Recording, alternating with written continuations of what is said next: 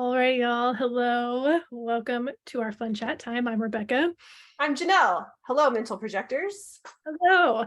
And this whole little chat session is about our soundboarding authority because we feel like it's really important to get this one out like right away to help y'all connect to this because there's so much confusion about it. We feel like, and in both of our experiments, it seems like it has taken a while to understand it for ourselves.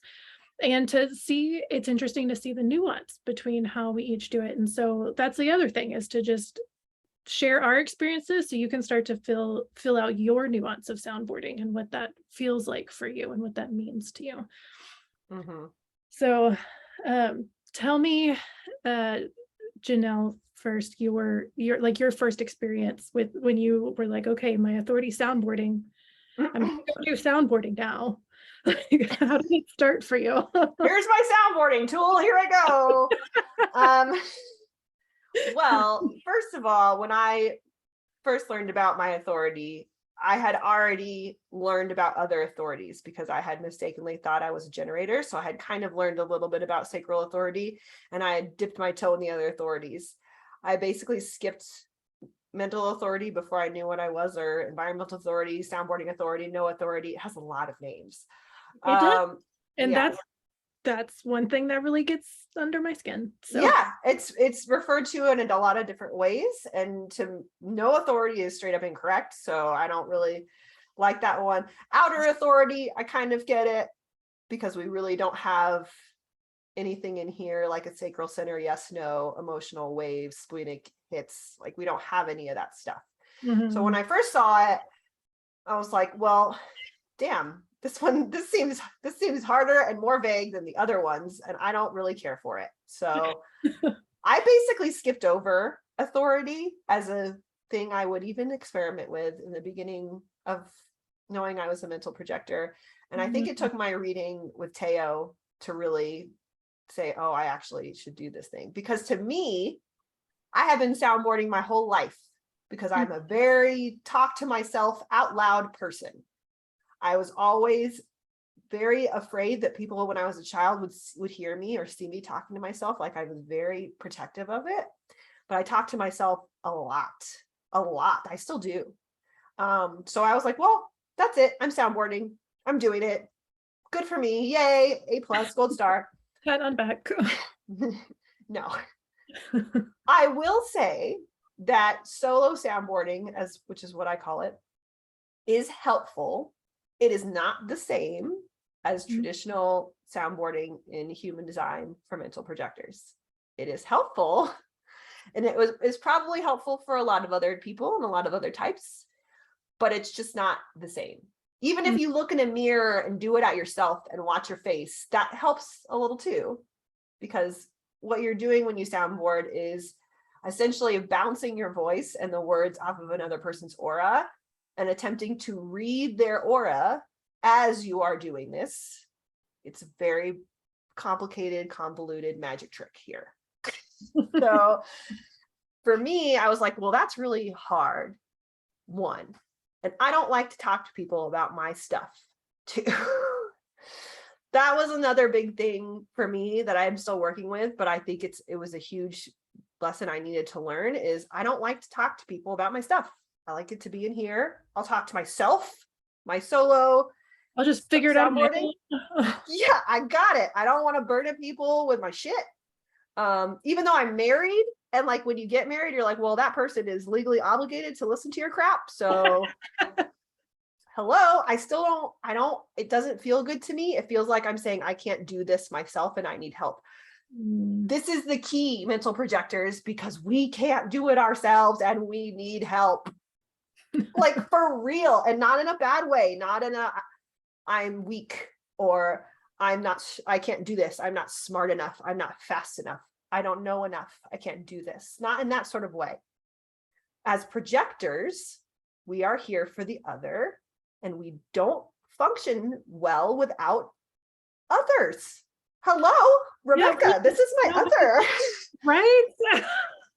Like, it doesn't work as well, which was a very hard thing for me to grasp and understand, because it feels like giving away my power. I can relate to that. Yeah.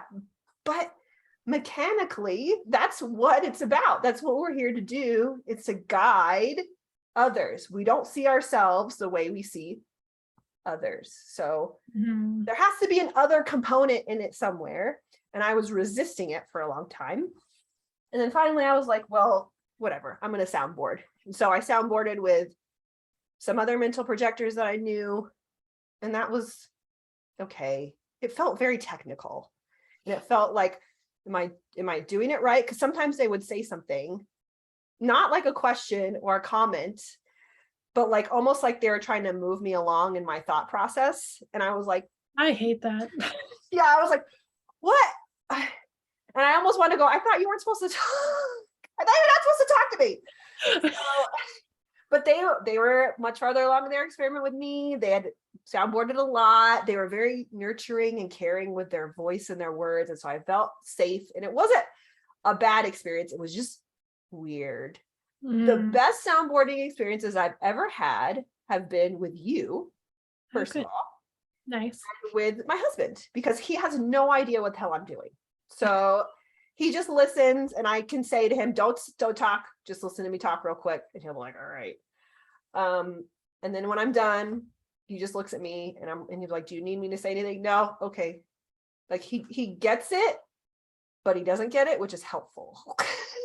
Because then he doesn't try to say stuff. It's hard for him because he's a generator and a Mhm. 2-4 and sacral. So he just wants to fix whatever it is I'm saying. He's like, oh, Yeah. well, do this here. If you just did these things. Like when I talk about this particular platform with him, the environment and like marketing and creating and all these things, he goes, oh, well, you guys need to get Facebook ads and Instagram ads, and you need to get somebody to do this for you, and you need to do these things and these things. And I was like, no, dude, that's not how we're going to do it. Like, I don't know how we're going to do it, but that's not how. Yeah, but I know that's a no. He has a hard time with that, with grasping that, because he goes, well, what are you going to do? You have to do And stuff, right? yes, and that's the hard one. That'll be fun to talk about when we do our wait for the Yes. invitation As video. I'm like going off on a tangent. Yeah.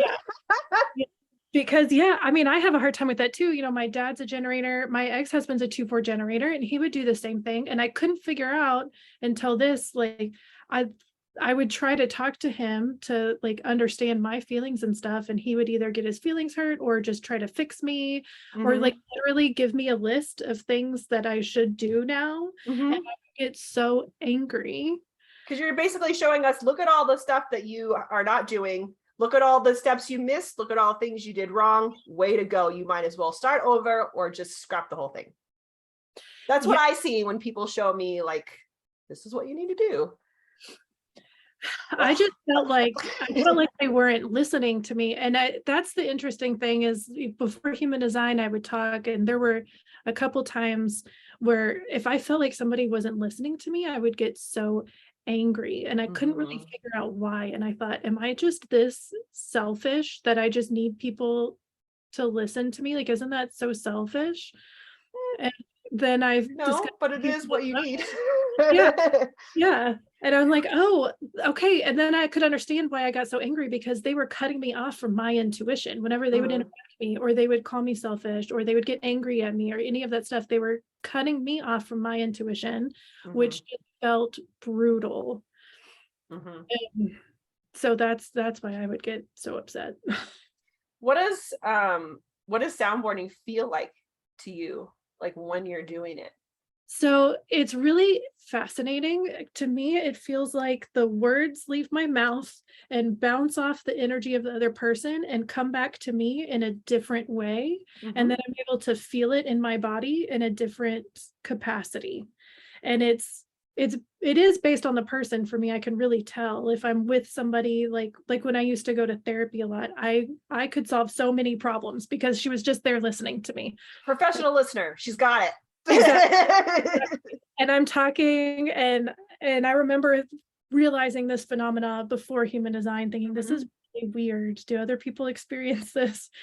And then, you know, if somebody is just wanting to fix me or they're not really listening to me, then it comes back to me in this different way. So I've Mm-hmm. started to notice who I can really talk to. But then things start to shift inside. Like I'll start to get goosebumps, or I'll get some sort of sacral feeling, what I imagine that would be. Physical body stuff. Yeah. Yeah, yeah. So then it's pretty cool. And then I can start to feel out like what actually feels good to me and what doesn't. Or if the words come back and they fall kind of flat, then I know like this doesn't feel like a yes, at least Mm-hmm. right now. So I love that, because as mental projectors, we're inconsistent in the physical body. And so if you start to feel physical body things, those are big signs. Pay attention to those things. I mhm. used to just write those off as, well, I have a lot of anxiety, or I'm a jittery person, or I just get nervous about things. So that's all that is. And I was just like, meh, it'll go away, because it's usually here in my tummy, Mhm. or I feel here in my that. chest. Yeah. And I would just write it off, and now I'm like, no, why are you getting those feelings? But why? And I would keep asking myself why, until I would actually get to the thing. And I was like, oh.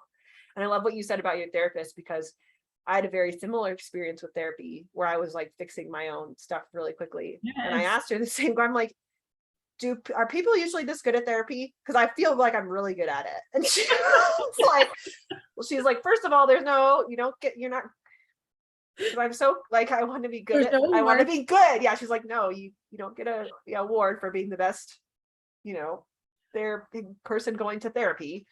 Um, and she goes, you do have a high level of awareness. And I think she's like, I think that's what it is you are really aware. And as soon as you say things, you start to turn it around in your brain and figure it out on your own. She's like, I think you have a deep level Yeah. of awareness. She goes, but I also think you have a big wall that won't allow other people to help you. And that's why you try so hard to figure things out yourself, is because you don't want other people to help you. She's like, so the awareness part is great, but you need to let other people. She's like, because you won't even let me help you. And I'm a professional. And I was like, I do. And she's like, you don't. We had like this little thing. She goes, you help you. If I try to help you, you don't, you, she even said this. She goes, you interrupt me and talk over me and say what I would say. And she's like, you're basically the therapist. And that hit me right in the head, as when my mom would say, you're not the mom. I was like, oh, like I was trying to do her job for her, to me. Like, It's interesting though, because I can see how that can be frustrating, but at the same time, I feel like that's such a mental projector thing. Like we're just reflecting the environment. yes. There's so many times I've said or like been thinking exactly what the other person was saying. Like Mm-hmm. 2 seconds before I was thinking it and they said it. Mm-hmm. So that makes so much sense to me from a mental I projector. think I was trying to win like the race. I was like, nope, I said it first. I'm obviously more qualified than you to do this. Yeah, I could see, I was probably she probably thought I was a jerk, man. Like, she's like, just sit there and take the therapy. But I totally get that. And I totally feel you when you said that the words come out and then they come back to you in a different way. And that's how I feel it too. A big part of it for me is to when I know that I'm soundboarding, because a lot of times like I can't plan it, or I can't go, okay, at 2 o'clock, I'm going to call you and I'm going to soundboard. Like it doesn't come out. When my words start to leave my mouth faster than I'm thinking of them, and I'm okay with it, I know I'm soundboarding. Oh, that's a good Because point. usually it makes me very nervous and gives me a lot of anxiety when I feel like I'm babbling. Uh-huh.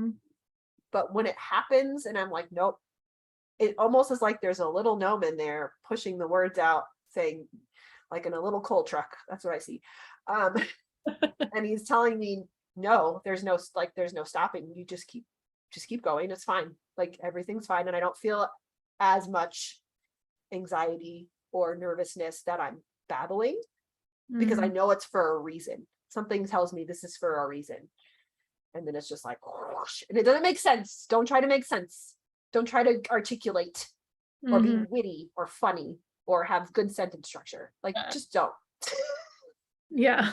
Which is really hard for me, because I love good sentence structure Mm. and like articulate, intelligent sounding speech is just like, oh, wonderful. So when you soundboard, sometimes you can sound a little drunk, a little. My words start slurring a little bit. I think because I'm talking so fast. And I'm like, ugh. Yeah, I'm like, oh it no, not happens. here, ugh, here. Yeah. And and you're people are like, are you on drugs? Like, what's happening? And it's kind of, yeah, it's just, we have to get this thing out to process it in here. It just won't stay in here any longer. Yeah. And we know that that's the next step, or I know that that's the next step. And this was a big important thing that we wanted to make sure we talked about, especially since I said steps. There's no order or rhyme or reason to the mental projector strategy and authority combination. It's not, oh, I received an opportunity from the universe, let's put it in my sacral. Yes, no, maybe. Like, no.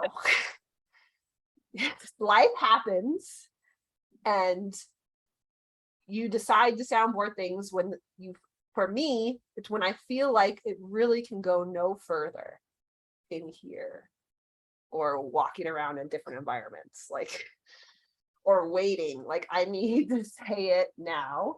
Yeah. And like you said, with different people, it's different. And I find it easier. I find it easier to soundboard with you. I find it easier to soundboard with Sean. It just comes out easier and faster. And like, oh, okay, I know what's happening now. But don't worry about it going in a particular order. Like, you're waiting for the invitation. Oh, the invitation comes. Here's this invitation. I'm going to go soundboard it. Now I'm going to go think about it in different environments. Okay, ding, done. No, it just isn't going to go that way. It's going to go like, oh, I'm waiting. Is this the right invitation? Is this an invitation? I don't know. Let's see. I'm going to think about this for a while. Oh, this is stressful. I'm getting anxiety. Oh, this is cool. Well, I don't know. I think I need to talk. And then you talk. And things don't get rectified immediately after you soundboard. That's the other thing. Like, this isn't a switch you turn on and off where stuff magically becomes fixed in your brain and your path is just crystal. It's just not. It's just helps. It's a helpful tool to gain clarity. Yes, and it reminds me of a quote I heard from Ra. I've only been able to find 2 videos where Ra talks about mental projectors. Yeah. But on one of them, he's talking about how, as a mental projector, we really are this outer authority for other people. We're like the tip of the meteor. He used some analogy. Mm-hmm. And so that recognition goes really deep into other people and into systems, and it's hard to do on ourselves, but that's what the soundboarding is for. There's something about that when the words come out, then it's like we can penetrate the words and recognize within ourselves and move that recognition within. And that's what it is, that recognition, that deep seeing. That's how we can see what's happening within, is if we get it out first. Exactly. And it's totally interesting to think about it as it's not about the person and what they're here to bring to the table, because they're not, I mean, their energy, that's not true. Their aura is important. Yeah. I guess their words are not what they're here. You're here to bring the words. They're not here to bring the words. And that's important. So if you are practicing soundboarding with people that you trust, tell them what you're doing. At first, at least, because they're going to want to help you and they're going to want to give you advice and ask you questions and be involved. If they are important to you, they want to be involved. But if you say, hey, I'm just going to say some stuff to you and I don't want you to say anything back, it's not easy, but they'll do it. Like, they'll sit there and listen to you. It feels weird. It feels like you're taking all your burdens and going, here you go, and like putting them on another person, but you're not. You're bouncing them off like ping pong balls, and they're coming right back to you. You're not giving this to these people. It's coming right back to you. So don't worry about burdening another person with your stuff.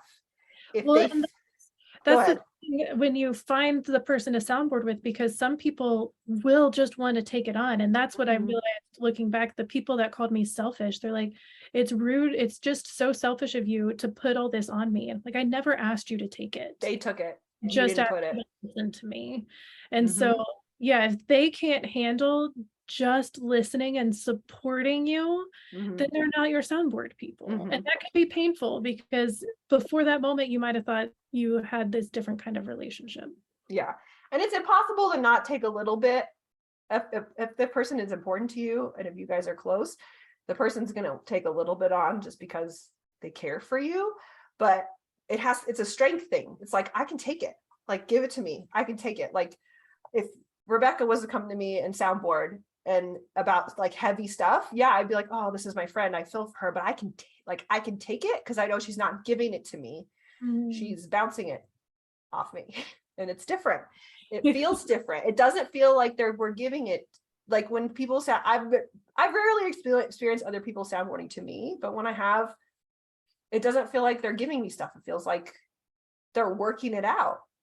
And Yeah, I'm just there.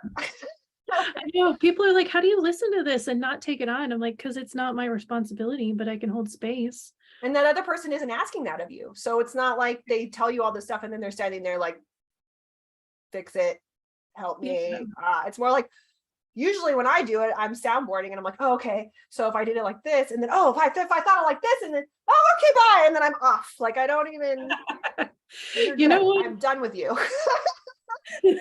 I just got this funny image. It's like all this stuff is my responsibility, right? And I'm trying to figure it out, but I've just like somehow piled it into my arms. And so then I see you and I'm like, hey, Janelle, can you take this real quick just so I can rearrange it and hold it more efficiently in my hands? Oh, I like That's that. what it feels like. It's like, I'm not asking you to take it on. I just need to reorganize. Yeah.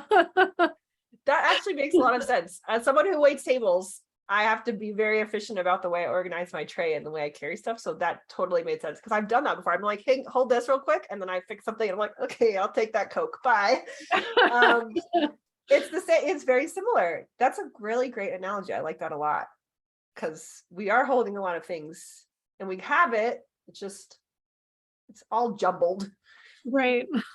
Organize it, stretch it out, get a little bit more space for all the stuff so that it fits in there. Yeah, I love that so much. So if you're experimenting with soundboarding, which you should be doing as a mental projector, just try it out. It's interesting and it's fun once you get into it.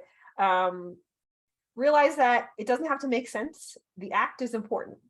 So if you're not making sense and it's frustrating you and you're like, well, this doesn't make sense to what the thing I was talking about before, but I'm here now and la la la, just because it's the act of the soundboard that's important.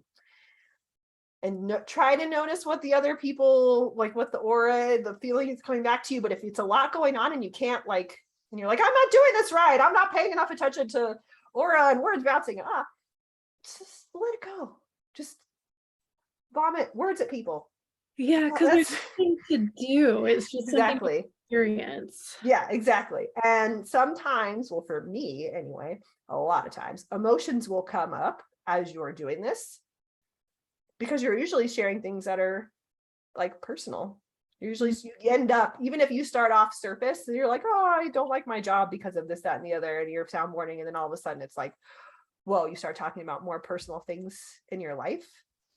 You might get emotional. That's fine. I cry all the time when I'm soundboarding. I cry for other reasons, but a lot of reasons. I'm a big crier. But it's okay. You're not doing it wrong. It's not going awry. Like your body, because to me, if you get emotional, like crying or your voice changes or shakes or your body does things, these are physical signs that we were talking about before. Yeah, that's good information that you need to know. Yeah, this is important stuff to me and it gets me emotional, and maybe you get fired up or maybe something happens in your body where you're like, because soundboarding is not just words, it's a physical body thing that you're working on. We're using the part that we are, ajna, throat, crown, to access the part that we aren't. So, it doesn't seem like they would go together because this feels very logical a lot of the times. But when you're soundboarding, the less logical it feels, the more you're probably going to get from it. The weirder it sounds, the like, what the heck's going on here? That might be like the big stuff because you're really letting it fly. You're not censoring. You're not trying to make yourself sound any particular way. It literally is just, it almost makes me think of the way that Rod describes the guttural response of the sacral as it almost makes me feel like this is like a caveman response of the mental projector, of just throwing out all the words we know or that we have access to and seeing what happens. So have fun soundboarding. It doesn't have to look like any one thing. It doesn't have to go in any order. And I liked what Rebeka said before he came on. You don't need anyone to tell you how to do it. And you don't need anyone to judge how you're doing it or explain how to do it to you. It's your own thing. And if anyone tries to tell you you're not doing it right, you are. Yeah, and especially listen to who is giving you that advice, because that's something I'm noticing is that non-mental projectors trying to talk about mental authority sounds like nonsense. And it even other projectors, even adjacent projectors like self-projected, it's a similar authority, but it's not the same. It's very similar, yeah, but they are speaking from their identity, whereas we're speaking from our mind. So it's a different energy. It's very different. That's why I'm glad that mental projectors are starting to speak up and share their experience with it, and why we're doing this, because I was listening to a podcast. It was another projector, like you're saying, another projector who's amazing and beautiful. But she was talking about the authorities, and when she got to the mental projector authority, it was just like, talk to different people in different environments, and that's all people say. And like, it's so much more than that. Like, that's not helpful. That's the information that's out there, because a lot of people just don't. If you're not a mental projector, you're not. It's similar to how I'm never going to understand what it feels like to have a consistent sacral motor. You're never gonna, another type is never going to understand what mental projector authority is, because it's very specific as much as it is vague. And it just, you can't explain it to another person unless you've done it from a mental projector standpoint, like it doesn't come off the same way. And I like that you worded it like that, because like you said, when I first learned about my authority and was researching it, there's not very much at all. And it's very much like talk to a bunch of people, go to different environments. Like that is a very little tiny blip of what it is. Yeah. And so we hope that this video encourages you to experiment with soundboarding, but to realize that it's just a piece of it. And if it hangs you up, or if it really bothers you, start with baby steps, practice on yourself. Send me a voice message and I will listen and not respond if that's what you want. Rebeka will do the same. Like, that's essentially what it is. You're asking us to listen and not respond. So I can do that if you really need that. The other point I wanted to make really quickly is, if you soundboard and you want feedback, like want to have people ask you questions, or you want advice and help, you're still not doing it wrong. It's okay to say things and want other people's opinions and feedback and stuff. It's a little bit of a curve to me. It's like soundboarding can go different ways. And this is like okay, I soundboarded, and now I would also like advice on this thing. It's almost separate, but connected. Well, to me, it feels like, tell me if this relates to you, because if there's times where I do that, like I've soundboarded, I've talked about what's happening, I still feel a little weird inside. And so I'll say, what's your thoughts? And then it's like, I'm listening, I'm taking in and feeling my body response to what they're saying. Yes, I agree. But I feel like after the soundboarding part, if there's a part of me that's like, I want to know what you think about that, and I ask, I'm very clear on where I stand on it because I have soundboarded. So I'm clear. So then the person will say, well, I think this, and I can very easily be like, okay, cool. Well, or I agree with you. Great. That's like nonsense. Yeah, that's not where I'm going with it, but cool. I'm glad you think that. So I think it's almost like after the soundboarding, sometimes I almost want, it's like I'm a glutton for the clarity, and I want more clarity. And so I go, okay, it's almost like I'm asking, like, just reiterate what I said, just reaffirm what I said. And then they'll say, oh yeah, that's a great idea. Or, this, that, and the other. I'm like, yes, see, yes, I was right. You agree with me. It's almost like it's unnecessary. But as a human being, I enjoy that extra hit of confirmation of like, oh yeah, this was actually, even if I don't need it. I think that's part of it is whenever I ask, after I soundboard, if I ever ask for advice or feedback, whatever, I don't necessarily need it. It's almost like I just kind of want to hear what you think. Like it's almost like I'm curious as to how this is hitting you. And a lot of times when I'm soundboarding, it has to do with something that I want to put out in the world. So maybe I want to know what another person thinks about what I want to put out into the world, even though as a mental projector, we shouldn't care about that stuff. We do. We're humans. So you're not doing it wrong if you soundboard and then you're like, all right, tell me what you think. Like you didn't just ruin your whole soundboarding because you want to know what the other person thinks. You didn't do it wrong. You're not strong enough if you can't help but ask for advice at the end. It's okay. But if you don't, and you just go about your day and your thinking and your life, that's fantastic. That's a clear soundboard and you've got it and you're ready to go. But either way, you're not doing it wrong. You're never doing it wrong if you're really approaching it from a place of, I want to experiment with this and see how it goes. Yeah. You're good. I was going to say, and every time you learn a little bit more about what soundboarding feels like in your correctness, then I'm realizing with all of our 3 lines, this is such 3-line advice. Like, just go do it and then get the feedback and change as you go. We were talking about this before, like our 3rd lines really influence how we give advice. And so I was like, shoot, am I advising these people to do wrong things because they might not be 3 lines? But I don't think so. I really think that's why the 3-line exists. Is from all my 3rd line experimenting, I think that this is what I've learned. Practicing with your soundboarding authority in a way that feels expansive rather than restrictive, open-minded rather than small-minded, is generally going to feel better in your body and work better for you. Yes. And that comes from a 3rd line experience for sure. But I don't think you have to be a 3rd line. Like it's called the experiment for everybody. It's not just called the experiment for 3rd line. Right, exactly. It's just extra experiments. Except if you're a 2-4, then you just do everything right. Yeah, then it's the easy breezy experiment. So fine. This whole thing is an experiment, whether you have 3rd lines or not. And that's how I've always felt about this. And I'm so happy that you feel the same way.